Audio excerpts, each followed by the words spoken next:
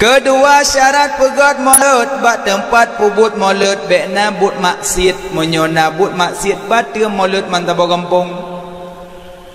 teh maksiat tengku fakis ala hadal kiah geroi antara lain bak tempat pegat maulud bekna patung-patung karena patung nyanje kemaksiat Lerto namplo patung lam Ka'bah ban bandu merbaru sabinasa ba'watelahe ya Rasulullah patung du merbahan co binasa lahir Nabi hancur patung masa orang boleh pegang patung kalau dia pegang pediung lah karena Nabi orang Mekah pegang unta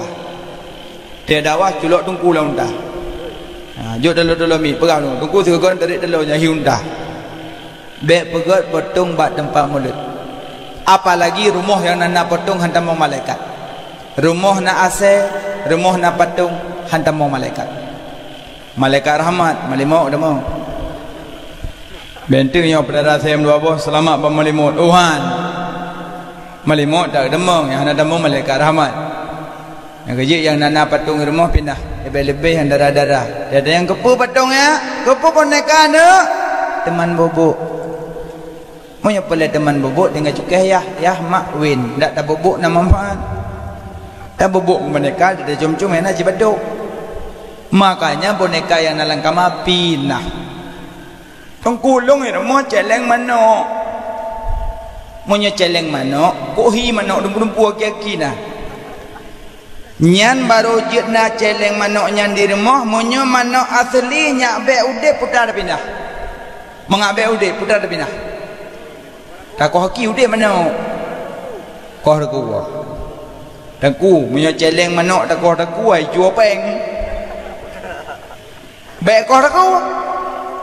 minta cara lain yang mati manok yang payah tu perut berarti peruhung perut jelek